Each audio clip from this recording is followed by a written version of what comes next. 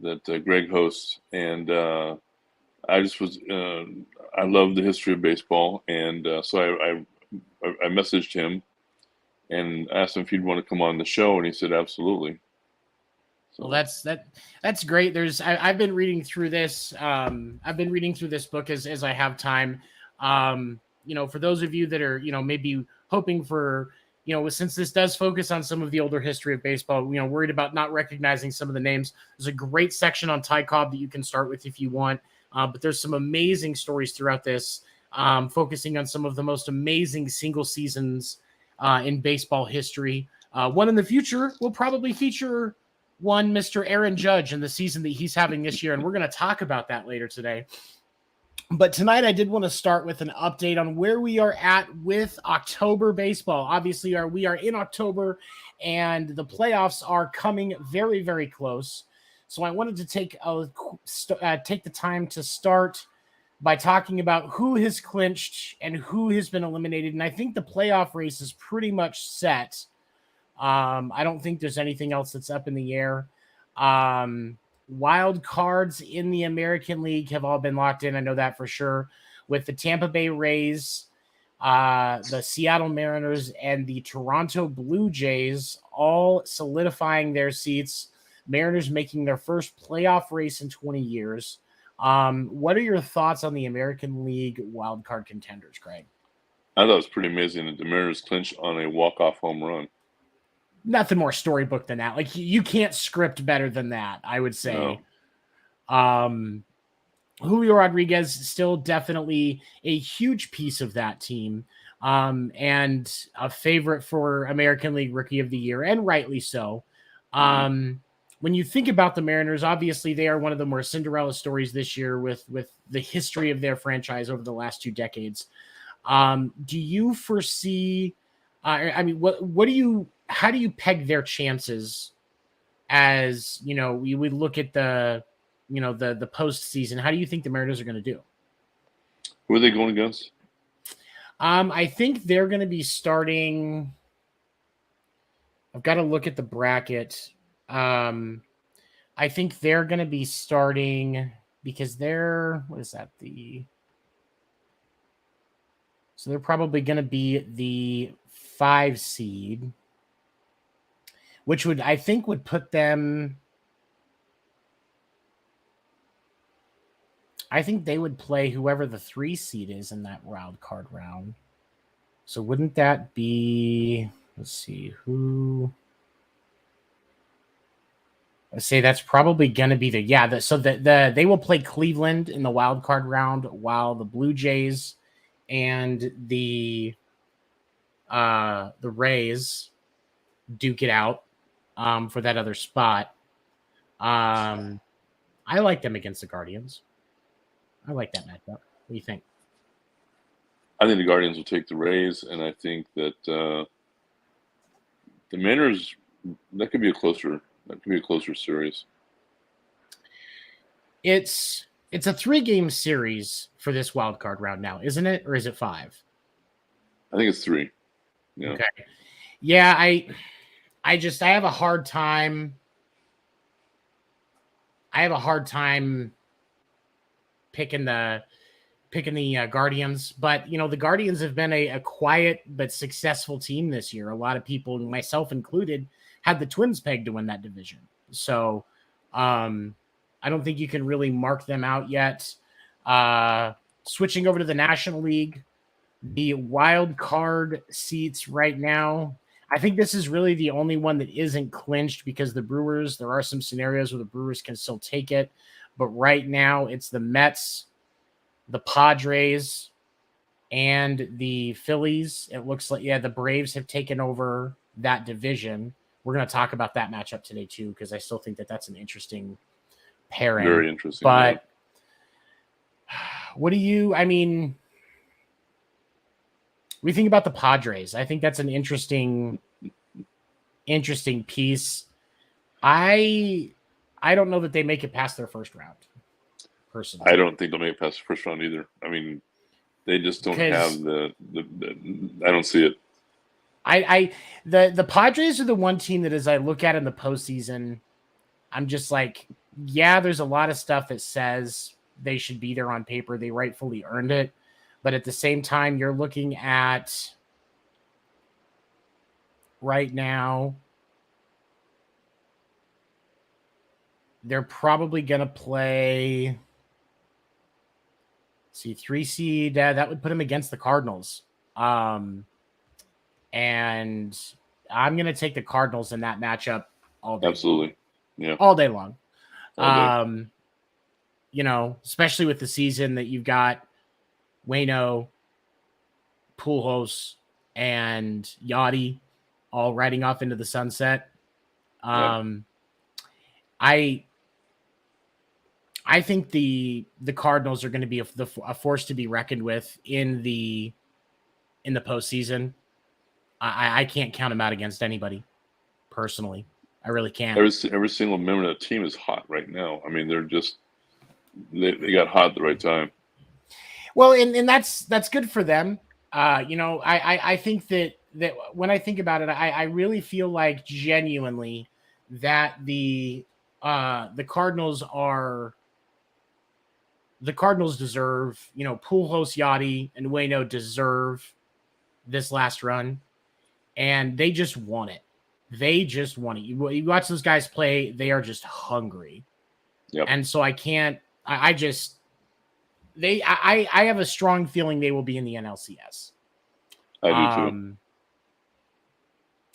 And that's no disrespect to whoever wins out of the Mets and the Braves for that division. I think the NLCS ends up being Cardinals and Dodgers. Yep. Realistically. You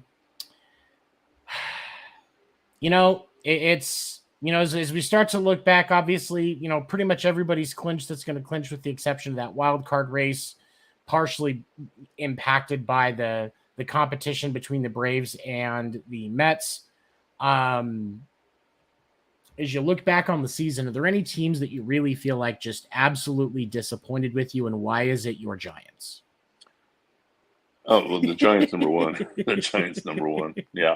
I mean, for 107 games to not even making the wild card, it's just, yeah. What do you think the biggest factor was for causing the Giants to slide so much this season? Pitching. It just didn't. It just except for Rodon and Webb, they didn't have the pitching. Yeah, and the bullpen was really weak this year. Really weak. All right, Derpy, to answer your question really quick, I would say I think really at this point they're just waiting on whoever, you know, the NL wild card to be really decided. But I would expect to see matchups within the next few days. You'll get a stronger look at the bracket. Once there's more information about it, we'll have it posted on the Winter Meetings page. So for those of you that do not go like our Facebook page, make sure to go. We are trying to make sure we stay active on there. But Craig and I both have ADHD, so we make no promises. But Ando, what's up? I'm sorry, I forgot to say hello to you. And Derpy, you make an interesting point about the White Sox being the most disappointing team. Because that's kind of the Red Sox. Even speaking as a Red Sox fan, the Red Sox are my most disappointing team. But I think we should talk about the White Sox for a second because they were a playoff team last year, and I'm pretty sure they won the Central, didn't they? They won the AL Central last year. I believe so. Yes. And to miss the playoffs this year, all the issues they had, you know, and while I will openly a critic of Tony La Russa, openly a critic of Tony La Russa. Of course, I never wish health issues on anybody, but I think that also partially caused the distraction. But there was problems before. Really, Tony La Russa should not have been hired as the coach. I apologize for anybody with the White Sox fan base that offends, but that dude should have stayed in retirement. Because he did more to harm his legacy than help it at this point. As far as the Red Sox are concerned, every time a comebacker goes towards a pitcher in any game, at this point, I just start crying. Injuries have been a huge problem this year, specifically on the pitching side of it. Trevor Story was supposed to be much more of a factor than he was. Of course, we've seen great seasons out of the two guys that Boston's going to have to pay, Rafi Devers and Xander Bogaerts, both having solid career years in a contract year. I think that's great. Boston needs to pay both of them. You really shouldn't let either one of them go. If I've got to pick one, I'm picking Rafi, but you can't let either one of them go. You should be signing them while still making a push for Judge. If you're Boston, I know all 30 teams are going to be making a push for Judge. He's going to be the next $500 million man. I'm gonna make that bold prediction. $400 to $500 million is where he's going to be. Easily. He earned it. He earned it. I mean, what better season can you ask of a player on a contract year that bet on himself in a walk year? Yep. Flirting with the Triple Crown, AL home run title on the horizon, getting ready to pass Maris. He will pass Maris. Yep. What else can you ask for? Really? And it I throw up in my mouth a little bit when I think about the fact that I have to say nice things about a Yankee player. Because it's the most disgusting thing that I can think of having to do next to cheering for the Raiders. But it's the truth, and I'm not always objective. I'll admit it. Sometimes I'm kind of a smart ass. I'll take ownership on that. It's part of my personality. It is what it is. But the truth is, Aaron Judge, like I said at the top of the show, Aaron Judge is having one of the best single seasons in a player history. Yep. This is one of those seasons that will be talked about among baseball fans decades into the future. And like I've said, he'll look great in a Giants uniform next season. And honestly, if he doesn't go back to the Yankees, I think he either goes to the Mets or the Giants. But I also really, really, really, really, really want Boston to try and trade for Shohei in the offseason. I don't care how much he costs, just trade for him. He just got a raise from the Angels. Yeah, he's going to make $30 million next year, but it's only a 1 year. It's only a 1 year thing. They did that to avoid arbitration. Yeah. And that $30 million is still cheaper than they would have had to pay him if it went to arbitration. That's right. It's good for Shohei. Like, seriously.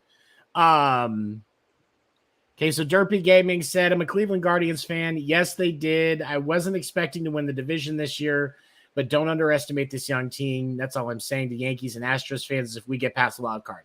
Yeah, you're 100% right. Like I said earlier in the show, I had the Twins pick for that division. I think a lot of people did, especially when you look at the roster that the Twins had. It was they're another team that underperformed this year. Absolutely, without question. Especially when you have guys like Correa and Gary Sanchez on your roster, you should be performing at a much higher success rate than what we've seen, than what we saw in the Twins this year. So they definitely qualify as a disappointing team. And the Guardians, this is their first year with their new branding. And you win the division. What more can you ask for as a Guardians, as a Guardians fan at this point with the way that things have been going? This is a great step in the right direction. But the Mariners are not going to mess around. And I think that's an important thing people need to remember. Just because the Mariners are not a division winner does not mean that they are not getting ready to open up a can of playoff whoop-ass on whoever they have to face. The Yankees should be very, very thankful that it's not them that are taking the Mariners, because if the Yankees play the Mariners, I think the Yankees exit the postseason in that series. That's a possibility. Yeah, I like Cleveland.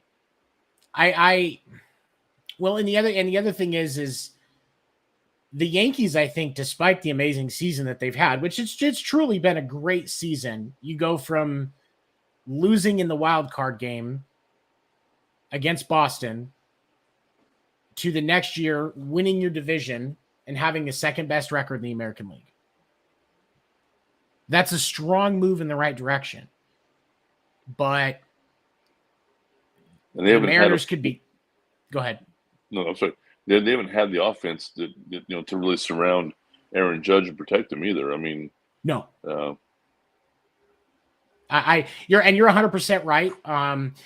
Rizzo, the value of Anthony Rizzo in a lineup, I don't think we truly got to appreciate his value when he was with the Cubs. But as you look at him now and what he's doing, he takes at bats from being 5 pitches to 15 pitches. yep. And when you have a guy like Rizzo earlier in the lineup, you wear down your opponent's pitching staff a lot quicker.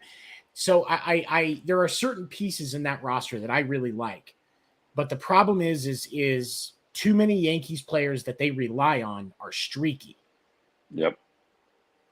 And we went last year. It was relying on long ball, didn't get him very far. This year they transitioned to relying on streaky guys, Giancarlo being one of them.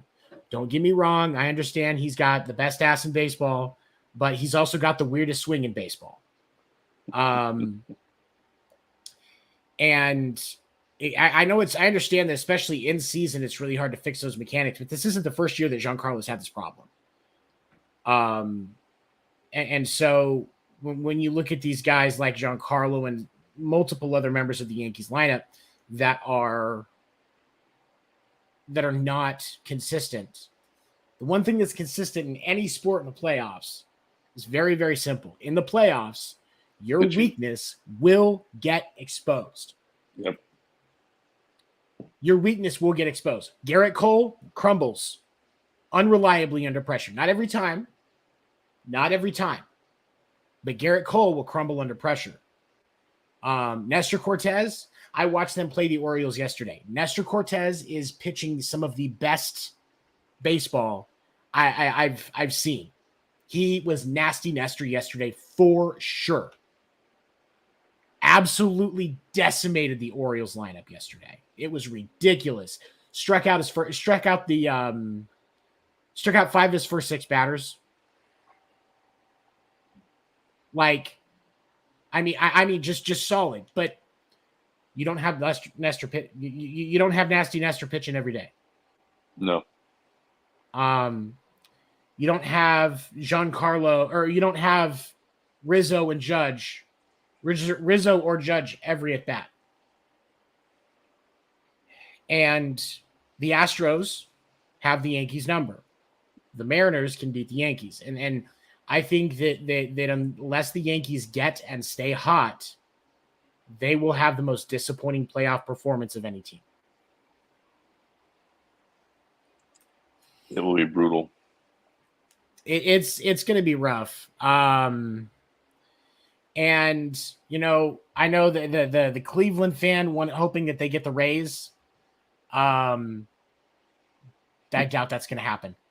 Sorry. Like I said, Cleveland's going to get the Mariners in the wild card round. That's what's going to happen. That's pretty much, because 3 faces 5, and then the Rays and the Jays will face off. I'll take the Jays in that matchup any day. Me too. Jays will go to the Yankees, and the Mariners will go to the Astros because they have the lower seed. So they will go to the number 1 seed for the American League, which is the Astros. Yep.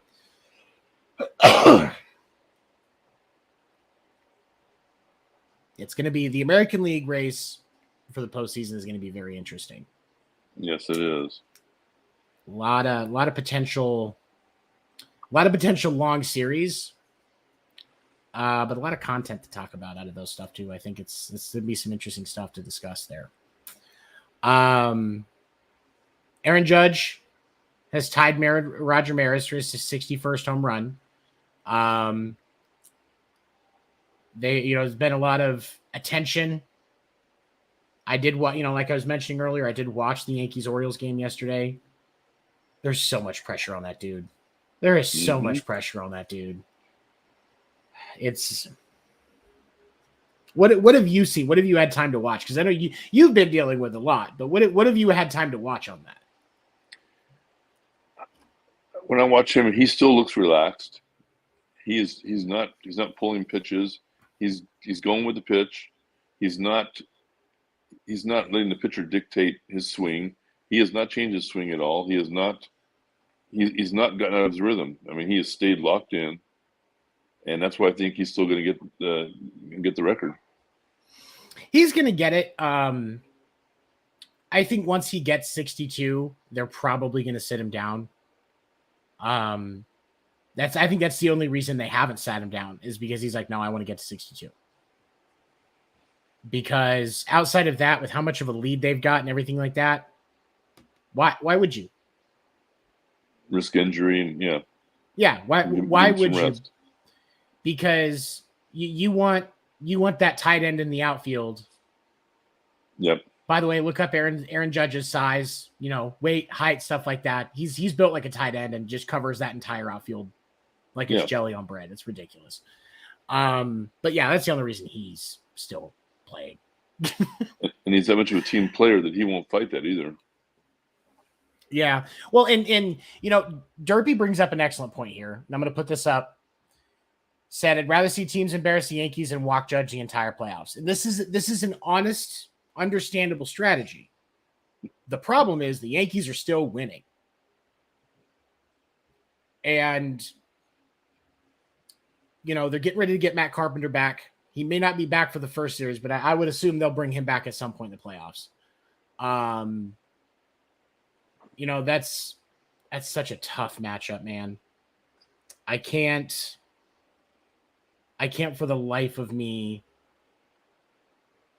I mean, that's the thing. Walking Judge is more of a valuable strategy if they're not winning, but they are. So it's like, what are you doing? It's not just about Judge. Nope. But we'll see what happens. I think it's going to be an especially in the American League. We'll see some interesting games in the postseason. National League, I hate to say it, but I don't think it really starts to heat up until we get into the divisional round. I agree.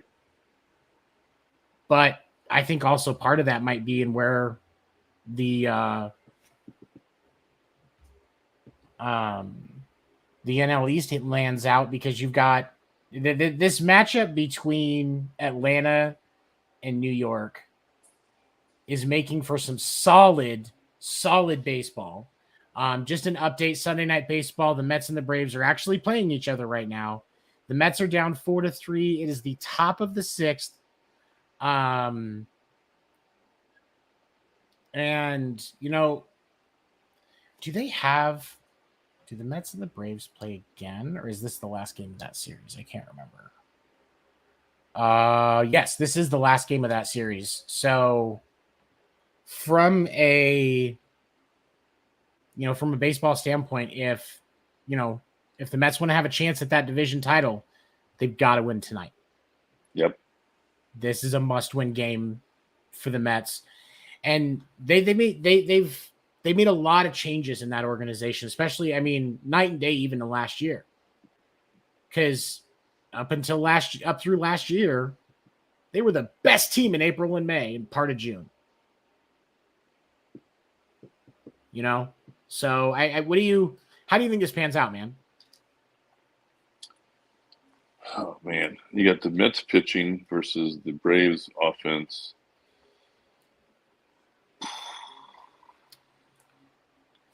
I don't know, man. This is the closest, not rivalry, but closest pre-post matchup in a long time.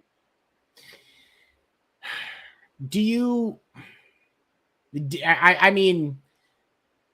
thing that baffles me, this I think surprises me most about this, is I did not expect the Braves offense to remain as dominant as it did with the loss of Freddie Freeman. I agree. Yeah, I felt the same way.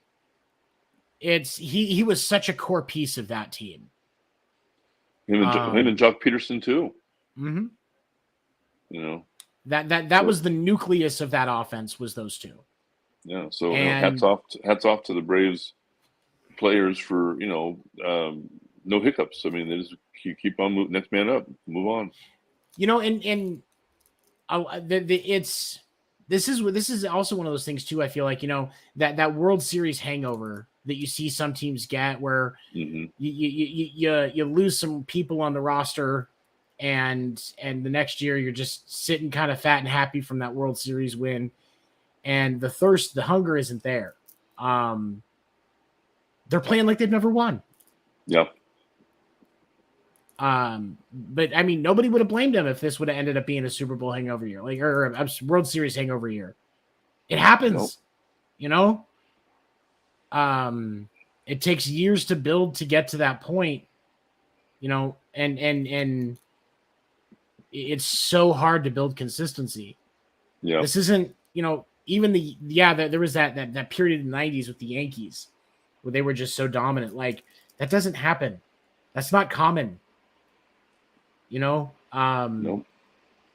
And so to see teams that are consistent is amazing. Like, if you think back, one of my favorite examples, that people don't necessarily think about and how hard it truly is to do this stuff is the 2014 and 2015 Kansas City Royals, because they went to the World Series, lost in 2014, and then ran it back and won in 2015. Yep. And that's even harder. That's even harder. Because typically the teams that lose in the World Series, they definitely struggle. They may still be a playoff team, but you don't see anywhere near the results out of them that you saw the year before. No, my Giants ripped their guts out in 14. I mean, yeah. Yeah, we had to beat Madison Bumgarner and the Mets in the world in the championship, or the ALCS, or no? When did we beat the Mets? Was that in 2015? Was it the Mets that they beat in 2015? I can't remember. I remember they played the Mets at one point, and Joe Buck would not stop talking about Madison Bumgarner. And very soon after, Joe Buck was a swear word in Kansas City. I actually had a buddy that I had when I used to live up there, and his name is Jay Johnson. He's a very talented musician, good friend, great guy, somebody that I trust implicitly. But he also has one of those foreheads that you could sell ad space on, similar to Joe Buck. And so one night I was working at this venue, and we were all hanging out. I had to do a comedy show. We were all kind of joking around, and I made a joke that he looked like Joe Buck. He almost swung at me, and he knew it was a joke. Like, Joe Buck was just so offensive to him at that point that it was just, like, he had to remember, like, it took him a second. What's funny about him is that he offends. If you talk to Cardinals fans, if you talk to Mets fans, if you talk to Giants fans, everybody hates him. It's just so funny. It's interesting to see him no longer. It is interesting to not hear his voice with baseball anymore. And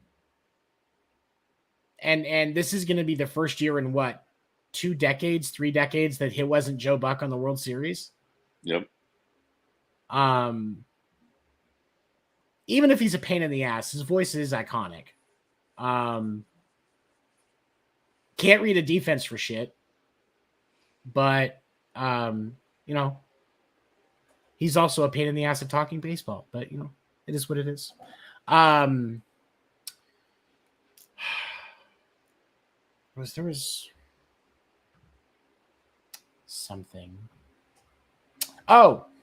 The Athletic reported today that Tony La Russa is expected to announce his retirement tomorrow, following his exit from the season early due to health issues.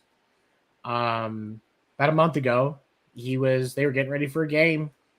Did his pregame interviews and all of that, stopped talking to everybody, and then about an hour before the game, they announced that Tony was not going to be coaching, and he was taken to the hospital.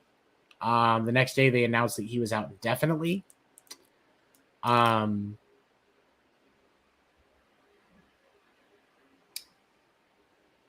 I said back then, I figured he was done. But, of course, we wish him the best health-wise because we don't wish those struggles on anybody. He got some treatment here in Arizona for some heart issues. And so, good for him on taking care of his health. But at the same time, it was time. So are we the viewers be watching you on TikTok tomorrow doing a Tony La Russa bye-bye dance? If I'm on TikTok, there's a really high chance I am a hostage somewhere and I am being exploited against my will. I did try it. So there are a couple of videos where I was talking about baseball. But outside of those, if I'm on TikTok, call the police. Good to know.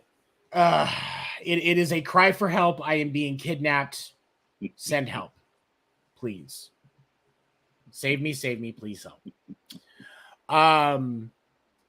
But for Tony's sake, I hope that he is able to keep his health issues under control.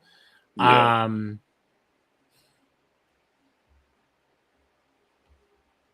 Let's see.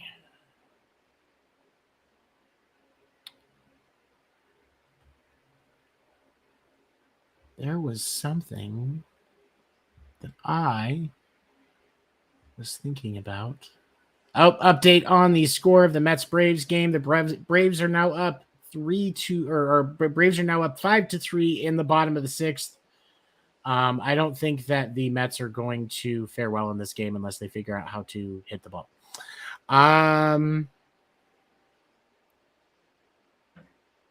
Let's see.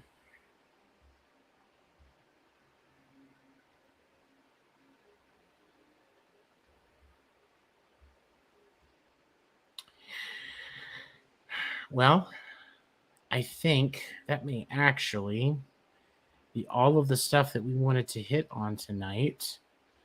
Talked about that.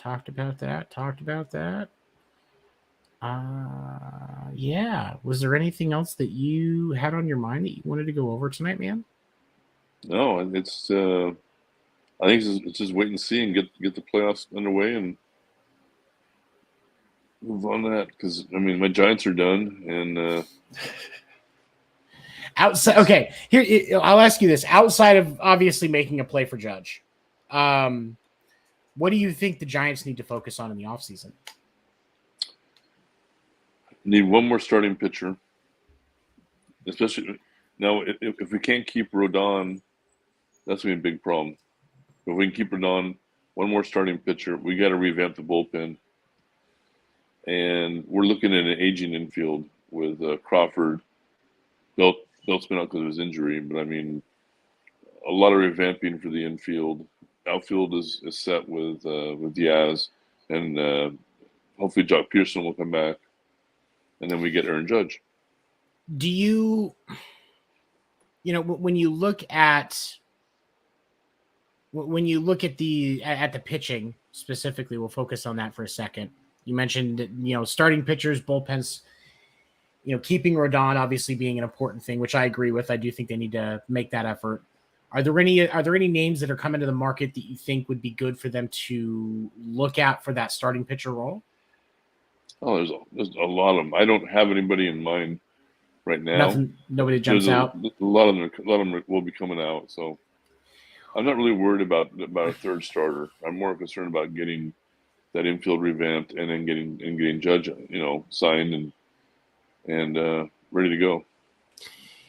Buster Posey joining the ownership group for the Giants. Yes. Do you think that his voice is going to have an impact?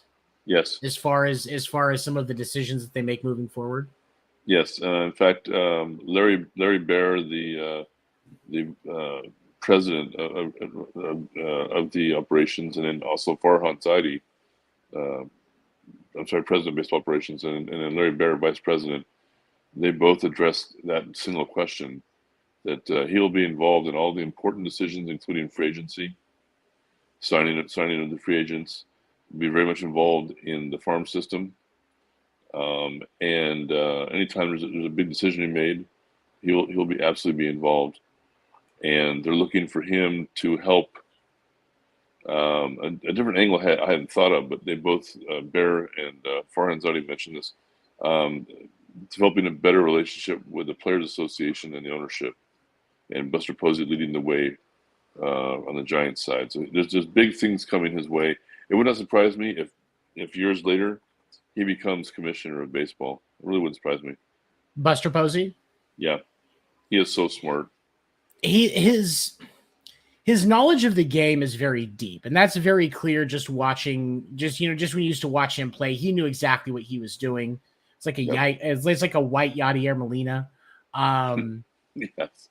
But I think it's going to be interesting to see how the Giants develop, because, when you get onto that side of it, ownership, commissioner, stuff like that, there's a lot more to it than just that. And wasn't he their union, their players union rep for a long time? So he does already have some of that experience. Yeah. But I think that it's going to be interesting to see, because there's a whole lot more chips on the table now with what he's going to be doing versus where he's been. This is not a figurehead position. This is not, shake hands and sign autographs and meet sponsors. No. He is part of the ownership group, and his voice will be listened to strongly, and his opinions are what they're looking for.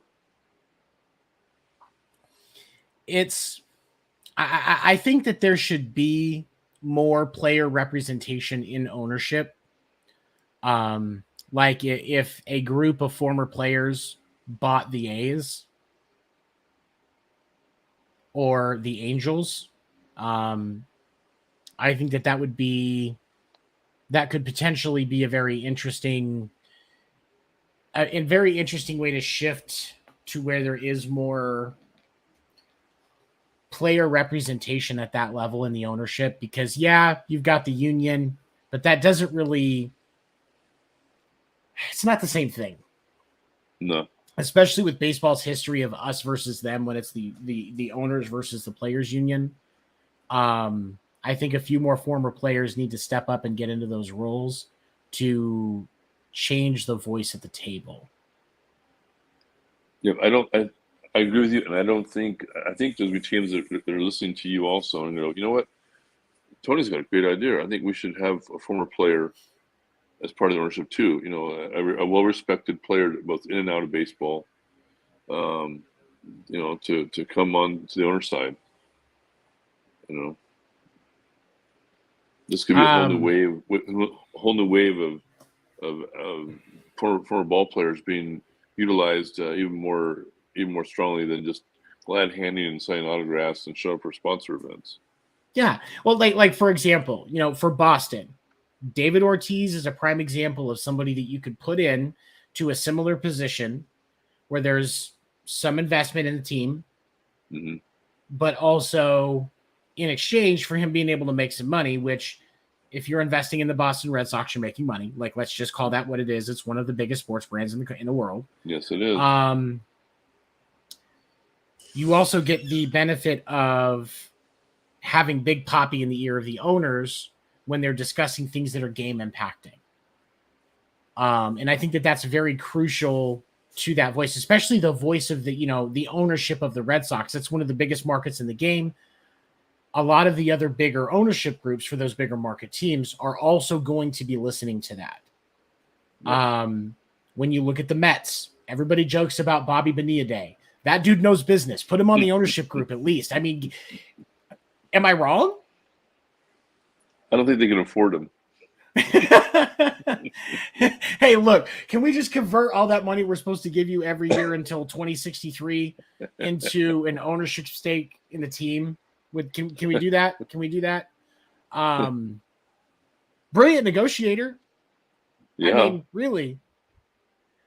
But I mean, I agree. I think it would be every team. There should be a small fraction, even if it's just a couple of percent, just to give them the seat at the table and say, okay, go ahead. It's funny because Larry Bear mentioned that that they'd had their send off, their farewell press conference with Posey, and then they said give us 5 weeks, we'll stay in touch and then figure out the next step, because he mentioned he did want to stay in baseball with the Giants in some capacity. So when Larry Bear asked him, so what capacity would you like to be in? And he said part ownership. That kind of took Larry Bear and Farhan Zaidi by surprise. Yeah. And I think you're 100% correct. And I think it takes the right mindset. You can't just have any former big player in that role. I think that and I think the true benefit of it is if you look at the conflict between Jeter and the Marlins organization when he was part ownership there. He was serious about creating a culture and getting that team to a World Series. Yep. They are serious about not spending money. Yep. That exposes that culture in that ownership group. Other players now know if it's the only option to keep playing, I'll go to the Marlins. But if I have any other choice, I'm not going to the Marlins. I feel bad for the season ticket holders that was a loud and clear message that we're not going to spend. Absolutely. You have to do it, especially for a guy like Jeter, as well as he knows the game, as well as he knows the business of baseball, as long as he's been around this game. Yep. If Jeter goes, I'm out, something's wrong. Yep. And I think that's a very sad statement on the Marlins ownership, and I think you're right. Just like with the A's, the season ticket holders deserve better because that's a lot of money they're spending to get subpar baseball. Yep. They deserve better. They do deserve better. I mean, to have a Derek Jeter on your board, I mean, and to not utilize him and to not listen to him. Well, no, they were utilizing him. They just weren't listening. Yeah, as a PR puppet, that was it. I mean, that's a shame. And this is again where that divide between ownership and players comes, because these old school ownership groups, the Mariners, not the Mariners, the Marlins, the D-backs, the A's, these are all organizations that aren't moving into the forefront, where if you want to cater to your millennial fan base, which is where your money is going to be coming from very, very quickly, you have to field a competitive team. Yep. Especially in a dying sport like baseball. Yep. In I will say dying, struggling sport like baseball. People in we'll say my generation, I'm pretty sure I'm a millennial. Yeah, 88. So yeah, I'm a millennial. People in my generation, we were raised to produce results. Those numbers that you put up, everything was very numbers driven, metrics driven for how millennials were graded on things. And so when we look at the scoreboard and we look at the box score and we see dog water, we're disinterested because it's not stimulating. We want to see action. It's not about winning or losing. It's about action. Yep. Stimulus. As technology evolved for millennials, we kept getting stimulated by all these different things, and it was made to believe that it was our fault that it was happening, when it wasn't even us doing it. We were just watching. But as a result of all of that, if we're not getting stimulated by talent, we're going to go find talent. And so I think that that's one of the key pieces that baseball is missing as they try to evolve the game. That's where the benefit of the salary floor comes into mind. We should not have one guy in baseball in a big market team making more than the entire roster of another team. Yep. And I'm not knocking this guy that's making money. He's making his money. He's getting his. Good for him. I'm very pro athletes getting paid. Oh, yeah. But because of that, we've got to bring that floor up, because that's not motivating to those guys. Oh, Aaron Judge is making $45 million and our team payroll is 40. Yeah. For the entire team. That's not motivating. It's demeaning. Yep. It's degrading. Yep. And it's why so many of those small market teams, you're either coming up to get traded to a better team, or you go there for your career to die. That's it. The Marlins, Pretty sad. the D-backs, those are, the Pirates, the Royals. That's the way that that a lot of players see these teams. Now, you do have some teams like the Royals where they have truly built a solid farm system, so it's at least a good spot to come up in. Because they're going to actually be willing to get you to a place where you can be in a competitive team. But for the most part, most of these guys just don't get what they should because ownership isn't willing to invest. Nope, they raise them and then sell them off, trade them off. And the parallels to that and certain other things just mind-blowing to me, but I am not the right person to start a commentary on that.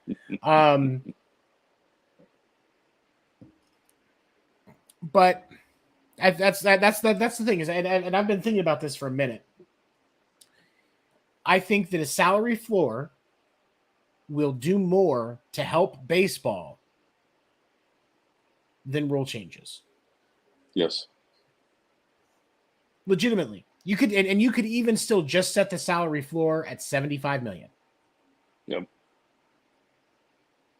Make these teams use their money or lose those draft picks they hold like they're golden. Because these owners believe that these draft picks are the solution and how they're going to build, when in reality, because of the market for finding players, MLB draft picks are more useless than college basketball players at this point. Seriously. Yep. No disrespect to anybody. I mean, obviously, there are some guys that have, come up in the draft, do really well. So I'm not discounting that, but it's so inconsistent in how many players actually do that. And it has been for the last 40 years. Why are we fighting over draft position in baseball anymore? That's my question. Yep. Because most of these kids, you won't see them for at least 3 to 5 years on a major league field. Yep. And even if after that, there's no guarantee they still will make the team. Yeah. And that's the thing is there's so many things that are not guaranteed that just like I said about the owners agreeing to voluntarily accept the unionization of the minor league players. They understand that they have got to improve that minor league system, or the big names that could reinvigorate baseball are going to come. Because Kyler Murray is a prime example. I think if Kyler Murray were playing baseball, he would have a much more successful career than what he's getting in Arizona. And baseball would be better off because with his energy and his arm, that's some quality play that you see. Yep. You get the amazing piece of the representation because he's not white, which I think is that's great for the game because we need to bring more cultures into the ball game if we're going to save it. Yep. But why am I going to take a $1.5 million signing bonus and suffer for 5 years when I can go take a $15 million signing bonus and start and play 20 games a year versus 162? Yep. With no minor league buses, no minor league food. Exactly. No minor league ballparks. They have no incentive. The reason that players want to go to the NFL is they have incentive. Yeah, those rookie deals are smaller than what you're going to get as a veteran if you make it through your rookie deal. But even if you're just on a rookie deal in the NFL, you're still in good position. Oh, yeah. Rookie deal in baseball, you're eating ramen noodles. Yeah. Why? Doing your laundry on the road. Yep. I don't get it. Yep. But all right. We actually ended up stretching this we're going for a full normal amount of time today.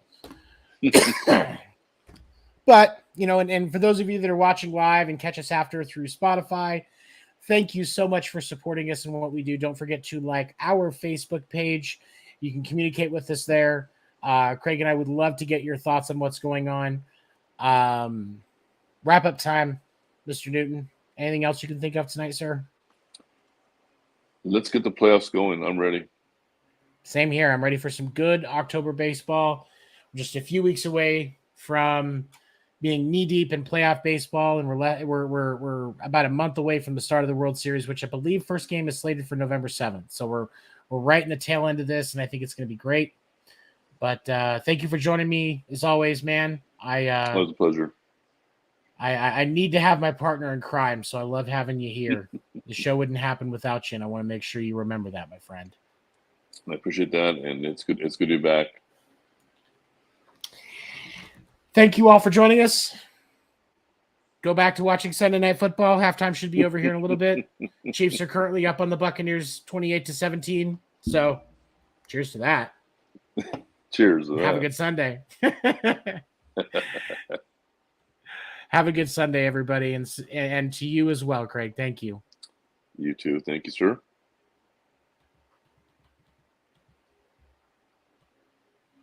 When there's no hope, you can still go. I never answer to no, man, I still go. Go, go, go, go, go, go, go, go, go,